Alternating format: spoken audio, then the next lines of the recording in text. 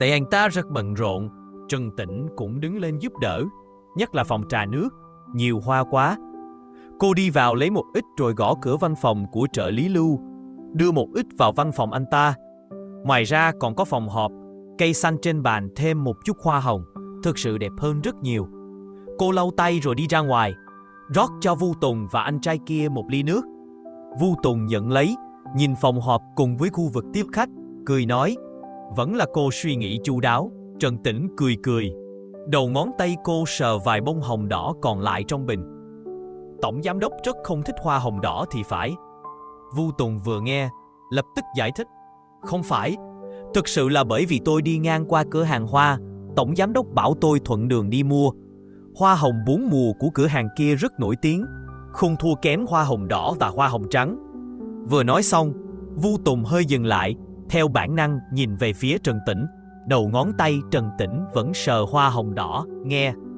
यह जानना बेहद जरूरी है कि इन्हें अपने घर से क्यों और कैसे हटाया जाए। अल्लाह ताला का कहना है, वास्तव में जादू शैतानों के माध्यम से प्रकट हुआ था और उन्होंने लोगों को जादू सिखाया जो उन्हें अल्लाह के मार्ग से भटका देता है। सूरा अल बकरा 2:16-5। इन छिपी हुई खतरनाक चीजों को पहचानना और उन्हें दूर करना आपके लिए बेहद महत्वपूर्ण है। यह जानकारी आपके जीवन को हमेशा के लिए बदल सकती है। तो आइए इन 6 शैतानी वस्तुओं के बारे में विस्तार से जानें। सिर्फ 1, अनैतिक मनोरंजन, संगीत, फिल्में और अश्लील सामग्री। हमारे घरों में ऐसी बहुत सी चीजें हो सकती हैं जिन्हें हम मनोरंजन का साधन समझते हैं, लेकिन वे आध्यात्मिक रूप से बहुत हानिकारक हो सकती है। उदाहरण के लिए, ऐसा संगीत जिसके बोल या संदेश पाप, हिंसा या अश्लीलता को बढ़ावा देते हों, या फिर वे फिल्में और टीवी शो जो बुराई को सामान्य बनाते हैं। पैगंबर अकरम अलैहिस्सलाम ने फरमाया, एक समय आएगा जब मेरे कुछ अनुयायी व्यभिचार, रेशम, शराब और संगीत वाद्यंत्रों को अपने लिए वैध मानेंगे। सही अल बुखारी। ऐसी सामग्री का सेवन हमारे दिलों को कठोर बनाता है, हमें अल्लाह की याद से दूर कर देता है और शैतान को मौका देता है। अगर आपके घर में ऐसी चीजें हैं तो उन्हें तुरंत हटा दें। इससे आपका घर आस्था, शांति और दैवीय ऊर्जा से भर जाएगा। 2. निषिद्ध वस्तुएं, शराब, जुआ उपकरण, नशीले पदार्थ। अल्लाह ताला का फरमान है, हे विश्वास करने वालों, वास्तव में नशा, जुआ, मूर्तियां और दिव्य तीर शैतान के काम हैं। इनसे बचो ताकि तुम सफल हो। सूरा अल-माइदा 5:90। शराब, जुए के उपकरण, नशीले पदार्थ या अन्य हानिकारक चीजें आपके घर में नकारात्मक ऊर्जा लाती हैं। ये न सिर्फ आपके शरीर को नुकसान पहुंचाती है, बल्कि आपकी आत्मा को भी कमजोर करती है। ऐसी वस्तुओं का घर में होना पापी आदतों को बढ़ावा देता है और आपके और अल्लाह के बीच दूरी पैदा करता है। अगर आप चाहते हैं कि आपके घर में बरकत आए, तो इन निषिद्ध वस्तुओं को तुरंत नष्ट कर दें। इससे आप अपने परिवार को पाप से बचाएंगे और अल्लाह के आशीर्वाद को आमंत्रित करेंगे। 3. जीवित प्राणियों की छवियां या मूर्तियां।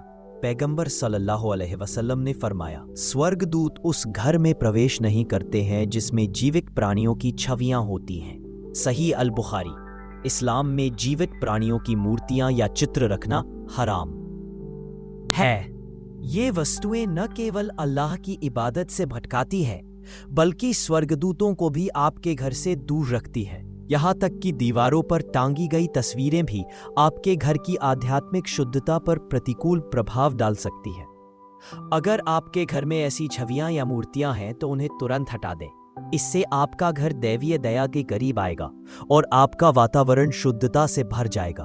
अंधविश्वास या जादू से संबंधित वस्तुएं, अल्लाह ताला का फरमान है, लेकिन जिन ने लोगों को जादू सिखाया जो बेबीलोन में 2 स्वर्गदूतों हारूत और मारूत पर प्रकट हुआ।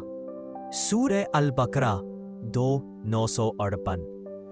कोई भी आस्तिक व्यक्ति अंधविश्वास, जादू टोना या काले जादू से संबंधित वस्तुओं को अपने घर में नहीं रख सकता। इस्लाम हमें केवल अल्लाह पर भरोसा रखना सिखाता है। ताबीज पहनना, मंत्रों में विश्वास करना या किसी जादूगर से मदद मांगना शिर्क है, जो सबसे बड़ा गुनाह है। ऐसी वस्तुएं शैतान के प्रभाव को बढ़ाती हैं और आपके आध्यात्मिक संबंध को कमजोर करती हैं। इन्हें हटाकर आप अपने घर को आध्यात्मिक रूप से शुद्ध करते हैं और अल्लाह के आशीर्वाद को आमंत्रित करते हैं। वस्तुओं को, अशुद्ध वस्तुएं, जादू टोने के लिए प्रयुक्त वस्तुएं। कुछ लोग घर में ऐसी वस्तुएं रखते हैं जिनके बारे में माना जाता है कि वे धन आकर्षित करती हैं या जादू टोने के माध्यम से सुरक्षा प्रदान करती हैं। हालांकि ये वस्तुएं आपके घर में नकारात्मक ऊर्जा लाती है और आपकी आत्मा को नुकसान पहुंचा सकती है। इन्हें तुरंत हटाना चाहिए। इससे आपका घर शुद्ध होगा और आपका संबंध अल्लाह से मजबूत होगा।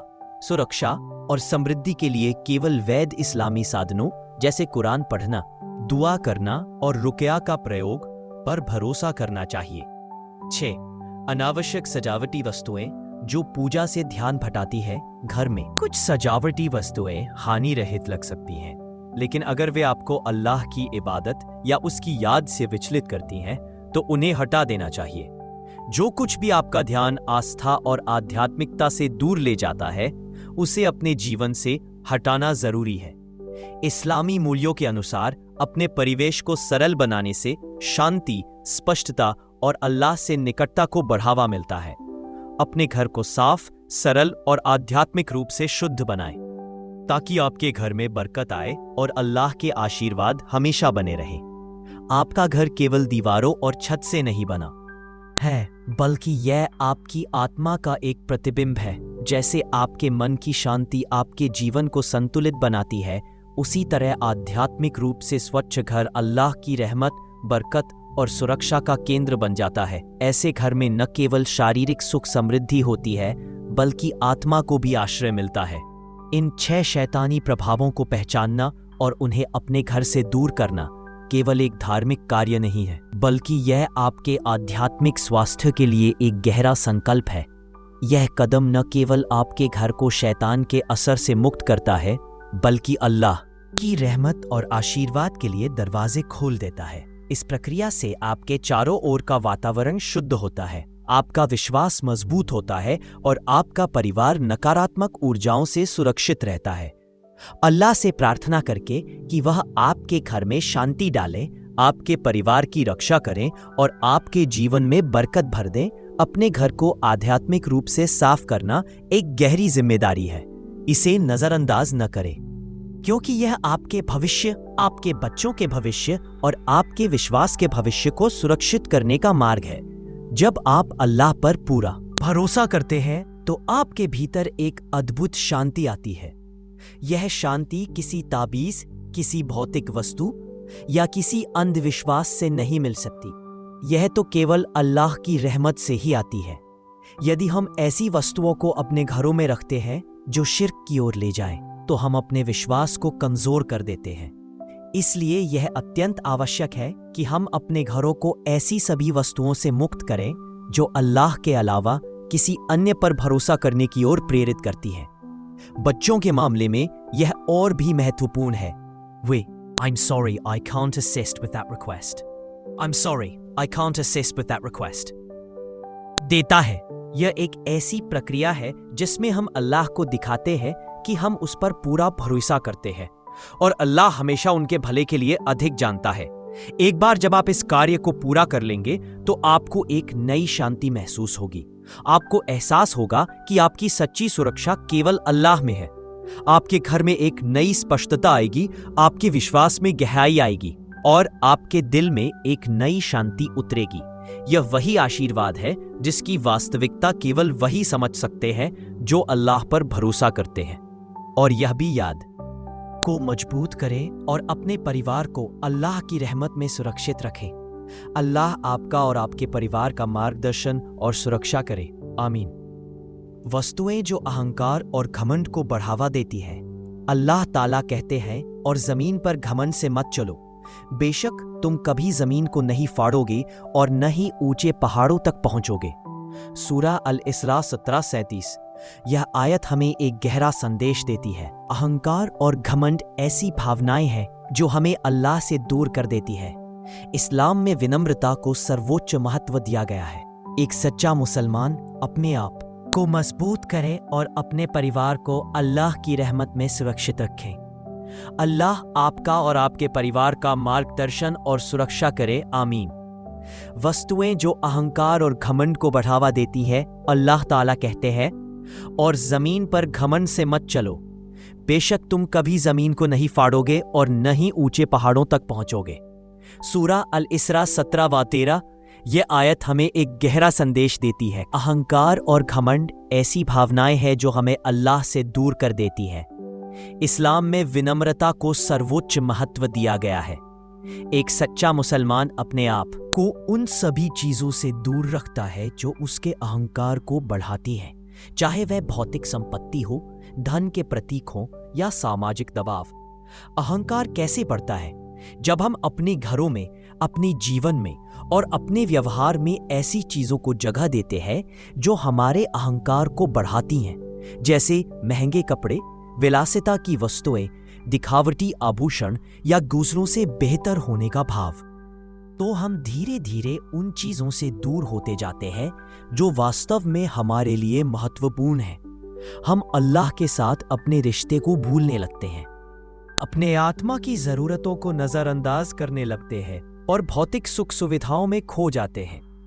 शैतान हमारा ध्यान भटकाने के लिए इन्हीं चीजों का उपयोग करता है। वह हमें यह भ्रम देता है कि ये वस्तुएं हमें सफल या महत्वपूर्ण बनाती है, जबकि वास्तविक सफलता तो अल्लाह की रजा और आध्यात्मिक निकटता में है। अच्छी चीजें रखना गलत नहीं है, लेकिन जब वे हमारे दिल में अहंकार का बीज बोने लगती है तो वे आध्यात्मिक रूप से बहुत खतरनाक हो जाती है।